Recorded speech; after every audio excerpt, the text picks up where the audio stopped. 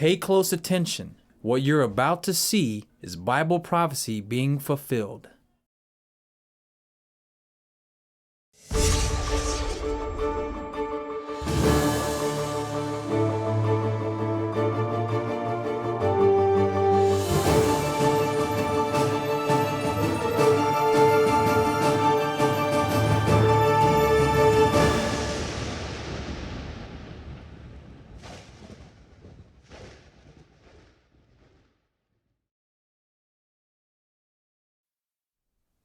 Welcome to another edition of YPN News, bringing you news as it relates to Bible prophecy and foretold by Yeshua Hawkins, where we're going to talk a little bit about some pneumonia that is kind of being seen in a couple states.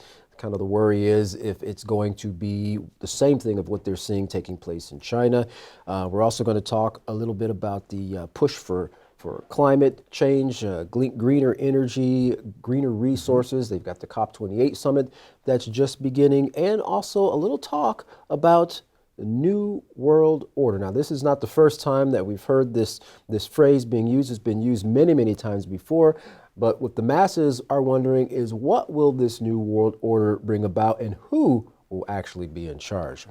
Well, to open us up this evening, the cases of pneumonia that we were referring to earlier are spiking in children in the states of Massachusetts and Ohio. Symptoms can include fever and a cough, but can also be serious. Warren, a county north of Cincinnati in the state of Ohio, there have been 145 children there diagnosed with pneumonia since August. The average age of the children is 8 years old, and the most common symptom is cough, fever, and fatigue. But thankfully, most cases do not require hospitalization. Well, the U.S. is trying to prevent scenes of overcrowded emergency rooms, as in the case in China, who itself is dealing with a spike in childhood pneumonia. Now, the director of the CDC, Dr. Mandy Cohen, said that this virus is not a new pathogen as we saw with COVID. Dr. Celine Gounder, a medical contributor to CBS News, said that although the cases are similar, but are not the same. And while these viruses do not kill, it does leave children more susceptible to viral and bacterial pneumonias. And of course, everybody has to be wondering, is this another COVID? Is it going to be like COVID, something coming forth like that? Yeah, because with it being a respiratory infection, that makes it kind of more contagious, because it's not just something you get from contact. Well, a territorial dispute that has gone on for quite some time over oil-rich land governed by Guyana for over a century has Venezuela speaking up to get the governorship over that land changed. Let's take a look at the following video for more information. It's a territorial dispute that goes back centuries, and Venezuela is bringing it to the fore once again. Covering 160,000 square kilometres, Essequibo is an oil-rich region the size of Tunisia. It makes up 2/3 of Guyana, which has governed over the area for over 100 years. But the Venezuelan government wants that to change and hopes to get its population's backing in a referendum this Sunday. We will not calm down until our people decide on what we are going to do with the Essequibo territory. And it is down to you to decide, dear brothers, comrades.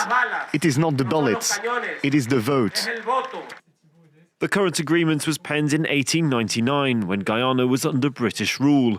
But Caracas claims that the Essequibo River in the east of the region should form the natural border between the two, as it did when Venezuela was under Spanish rule in 1777. Guyanese fear the outcome of the referendum could push the current government to take the matter to a new level. Military is much stronger than us, but for me as a people, it's a wake-up call for us. Venezuela looking for a response that they want to. So I think that if they don't have that response, they might retaliate to the situation. With a year to go before the elections, President Nicolas Maduro has stepped up his tone, calling his Guyanese counterpart, Irfan Ali, a slave to US oil giant ExxonMobil. Oil reserves in Essequibo are estimated to be larger than those of Kuwait or the United Arab Emirates. Guyana has been granting rights to transnational oil companies to allow them to explore and drill for oil, including offshore, where Venezuela would like to do so too. Meanwhile, Brazil is said to have increased its military presence in the north of the country. It has important economic ties with Guyana, and there's hope from many that President Lula will act as a mediator between Georgetown and Caracas.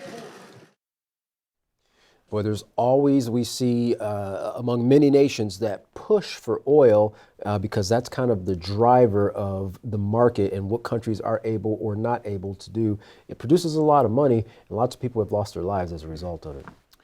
Well, as we continue this evening, the push for green energy is going stronger than ever, but who will fund it? Now, that was one of the topics at the recent COP28 meetings. Now, let's watch this next video for more on the subject. Take a look.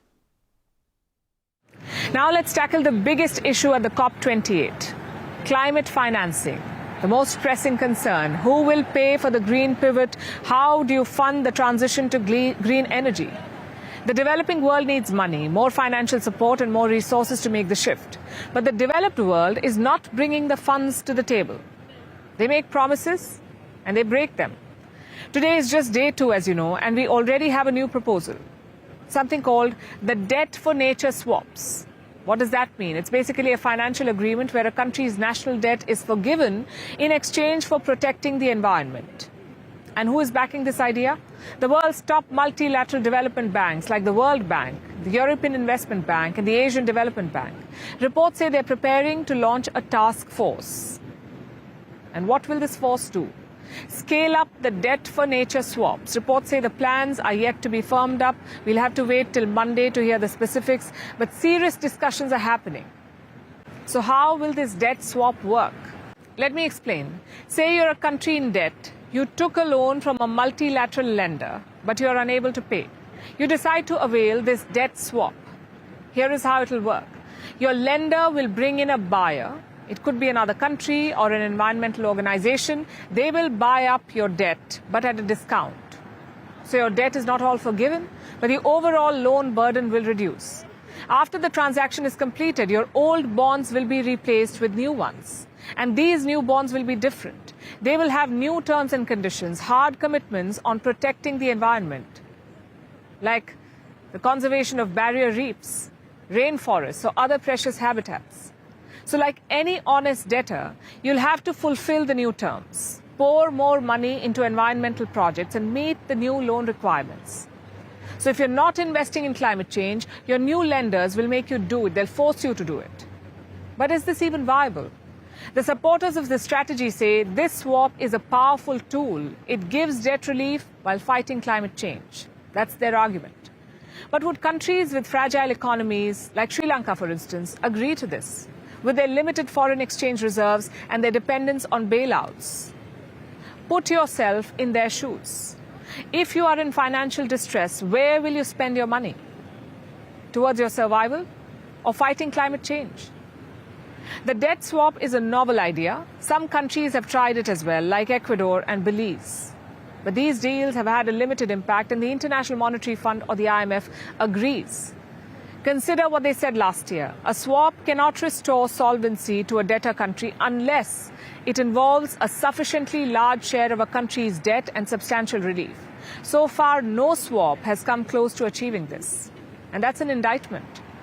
Clearly, these swaps won't be enough. And honestly, they're a distraction from the real issue here, the lack of climate financing. Rich countries have done little on this front, like the United States, Canada, Japan, and countries in Europe. They have 12% of the world's population, but in the past 170 years, they have released more than 50% of all greenhouse gases. Clearly, they need to fund the green transition. They did promise to give $100 billion every year, but they aren't paying up.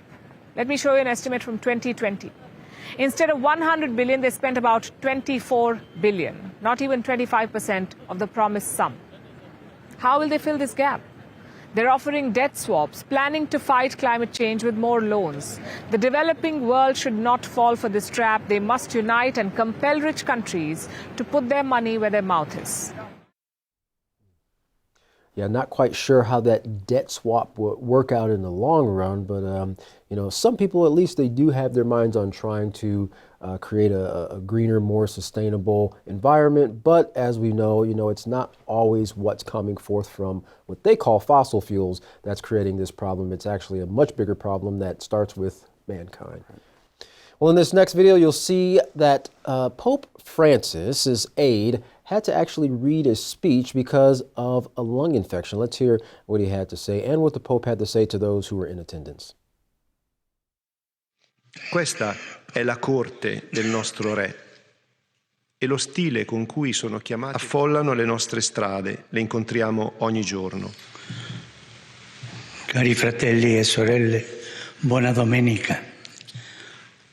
Oggi non posso affacciarmi dalla finestra perché ho questo problema di infiammazione ai polmoni. E a leggere la riflessione sarà Monsignor Braida, che le conosce bene perché è lui che le fa e le fa sempre così bene. Grazie tante per la vostra presenza. Well, Catan, seeing these pneumonia cases on the rise, people have to be very concerned, seeing Pope Francis, especially coming out and saying that he's not going to be doing this address because of his lung infection that he has. That's right. Well, continuing with Pope Francis, he will not attend the COP28 climate summit, but will be sending Cardinal Pietro Parolin. Now, Pietro Parolin will be in his place. He's the Secretary of State and will deliver the Pope's address on December 2nd in Dubai.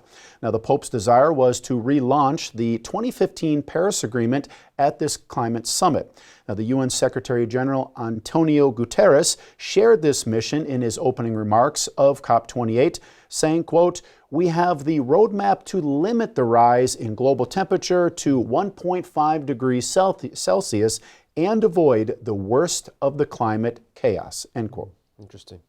While President Joe Biden will not be present, either Vice President Kamala Harris and John Kerry, a former Secretary of State, now serving as a special presidential envoy for climate, they're going to be there. The summit is scheduled to last 2 weeks, and some decisions have already been made, like creating a fund to help countries who do not have the resources to deal with the devastating effects of climate change.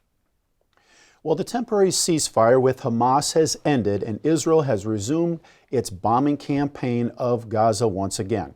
Now, the Israeli military has published a map which advised Gazan citizens where safe evacuation zones are located. Now, the humanitarian pause lasted for 7 days, and during that time, more than 100 Israeli hostages were released, but there are still over 100 that remain captive. Now, U.S. Secretary of State Blinken is pushing for an extension of the truce. However, Israel has stated it is focused on one goal, and that is to destroy Hamas. And I would think that Hamas's goal is pretty much the same, to destroy Israel. So, like we've said before, there are no winners when it comes to war. Now, the hatred runs deep, and neither side is going to give in to anything, regarding peace. So it seems like the fighting is just going to continue. That's right. RT journalist Steve Sweeney brings us the details of Israel's relentless bombing of Gaza since the attack on Israel by Hamas on October 7th and other Palestinian enclaves in the region. In this video, he explains just how Israel is able to carry out its continuous bombardment with the help of its close ally, the United States. Well, there's a lot of information in this video, so please pay close attention. Israel's bombardment of Gaza has been one of the most brutal assaults in recent time, with the UN calling it the darkest chapter in Palestinian history. According to satellite image analysis, over 200,000 homes have been destroyed, mainly in northern Gaza and Gaza City. And that's just the tip of the iceberg.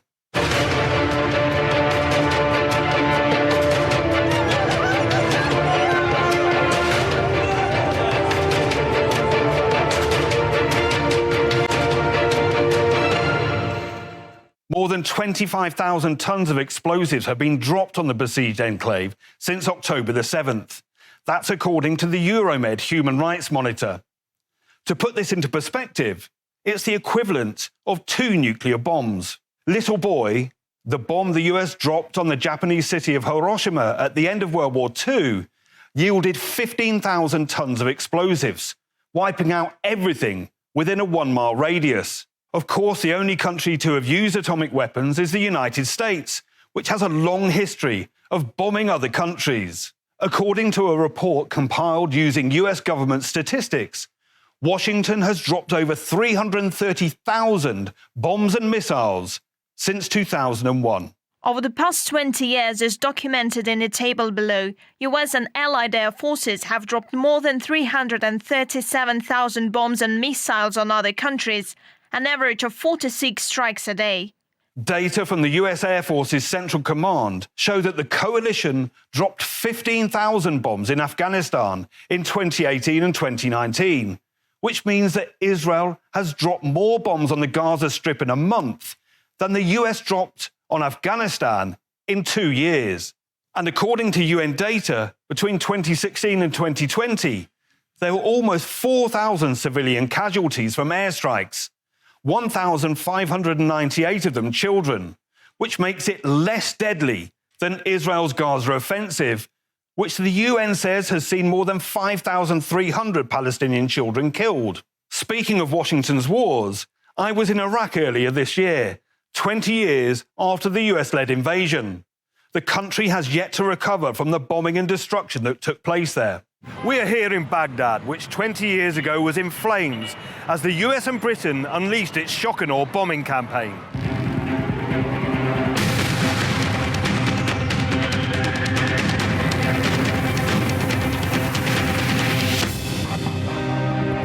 Eyewitnesses described what happened when missiles rained down on the Iraqi capital in March 2003. While the attack was anticipated, locals were left traumatized by the sheer scale of the destruction. It was very difficult for the country and for all Iraqi citizens. On that day, a disaster struck. My nephew was killed in the first strike on that goddamn day. Bush is a criminal. It was his fault. They are all criminals. They trampled on humanity. They hate people. This was to be expected of them. They came to destroy the country, not to protect the citizens of Iraq. It was a cursed time for all Iraqis. We are still feeling the consequences of this. I also visited Mosul, where the US dropped as many as 500 bombs a week in the fight against ISIS. There, I saw buildings damaged and collapsed, with reconstruction work continuing, including at the very mosque where ISIS declared its caliphate. But the so-called precision bombings used there came at a heavy price. Investigations by the Associated Press and NPR estimate anywhere between 5,000 and 11,000 civilians were killed in the fighting. A former vice president of Iraq says Kurdish intelligence believes a staggering 40,000 perished here. Many of those are still buried deep under this rubble. I also recently returned from Egypt, where aid was building up on the border, with the Rafah crossing closed, only opening recently as part of a temporary truce. But Israel has bombed the Rafah crossing too, while targeting infrastructure, including water and electricity, in violation of international law. What it seems to me is that the measures taken, including the bombing of the Rafah crossing, hints to an intention to really starve and kill the people who are innocent inside the Gaza Strip. How has Israel been able to do this? Well, maintaining Israel's regional hegemony is central to Washington's Middle East strategy, with Tel Aviv a major recipient of military aid. Recently, it has been promised a bumper $14.5 billion arms package. In fact, most of the bombs Israel has dropped belong to the United States-designed Mk-80 family.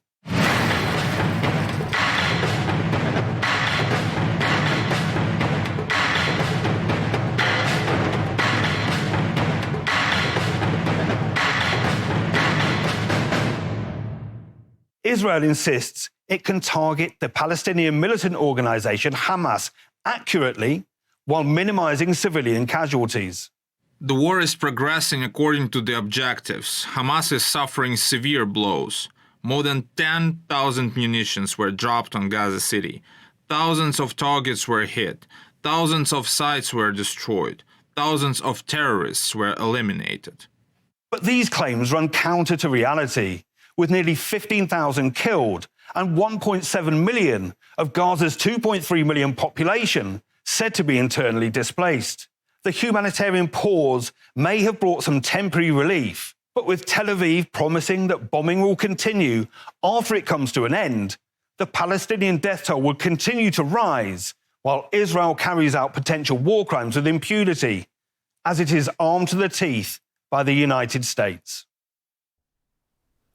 Well, the Gazan citizens have endured a tremendous amount of bombing, and it doesn't seem that Israel is going to let up. Yeah, when you see it in that perspective, it's huge. Yeah, very huge. Well, we close tonight with speeches from two American presidents 20 years apart, but both sounding very similar in their purpose, wanting to push forward a new world order. Take a listen. What is at stake is more than one small country. It is a big idea, a new world order, where diverse nations are drawn together in common cause to achieve the universal aspirations of mankind: peace and security, freedom, and the rule of law. I think, my mother had an expression, out of everything terrible, something good will come if you look hard enough for it. I think this presents us with some significant opportunities to make some real changes. We are at an inflection point, I believe, in the world economy. Not just the world economy, in the world. It occurs every 3 or 4 generations. As one of the top military people said to me in a secure meeting the other day, 60 million people died between 1900 and 1946. And since then, we established a liberal world order, and that hadn't happened in a long while. A lot of people dying, but nowhere near the chaos. And now is a time when things are shifting. There's going to be a new world order out there, and we've got to lead it. And we've got to unite the rest of the free world in doing it. Well, like it's been said many times before, it might be a different person in office, but the message is still the same. Well, lastly, Chinese President Xi Jinping wrap up a 3-day meeting with Russian President Putin, pledging to shape a new world order. Xi told Putin that they are driving changes not seen for a century and will provide an alternative to Western influence. Yeah. Well, that's been the big push for many, many years, to try to create a new world order where typically there is one country or one governance over the entire world, seeing to it that all the masses fall in line. A lot of people aren't really down with that plan. Right, and U.S. has had the plan for quite a while, but now you see China here saying that they would like to take the new world order. And as you mentioned, many of them do not want to fall under that Western influence, as President Xi Jinping said. That's right. And Israel Hawkins has brought out many times, pointing from the scriptures and his books, Mark of the Beast, Volume 1 and Volume 2. There were 4 world ruling powers, and the scripture shows that there's actually going to be no more world ruling power. Attempts at it, but no more after the last one, which was Rome. Well, if you'd like to find out more about these stories, contact the House of Yahweh. When you do, don't forget to request your free copy of the monthly newsletter and Prophetic Word magazine. Here's how. To contact the House of Yahweh, you can write them at the House of Yahweh, P.O. Box 2498, Abilene, Texas 79604. You can call them at 1-800-613-9494. Visit them at any of their websites by going to yahweh.com, yisraelhawkins.com, or yahwehsbranch.com. You can also visit our website by going to ypnnews.com. If you'd like to email the House of Yahweh, you can do so by emailing info@yahweh.com. For any international calls, you can call the number that's on your screen now. And once again, don't forget to go to the Yisrael Says program by going to yisraelsays.com, and check out the Ask Yisrael program by going to askyisrael.com. Well, up next, another exciting and classic sermon by Yisrael Hawkins.